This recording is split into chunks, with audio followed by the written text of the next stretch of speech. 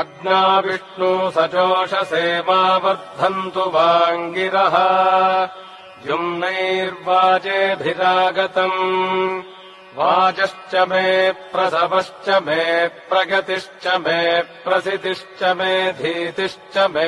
क्रतुश्च मे स्वरश्च मे श्लोकश्च मे श्रावश्च मे श्रुतिश्च मे ज्योतिश्च मे सुवश्च मे प्राणश्च मे पानश्च मे व्यानश्च मे सुश्च मे जित्तम् च म आधीतम् च मे वाक्च मे मनश्च मे चक्षुश्च मे श्रोत्रम् च मे दक्षश्च मे बलम् च म ओजश्च मे सहश्च म आयुश्च मे जरा च म आत्मा च मे तनूश्च मे शर्म च मे वर्म च मेऽङ्गानि च मे स्थानि च मे परोगुंसि च मे शरीराणि च मे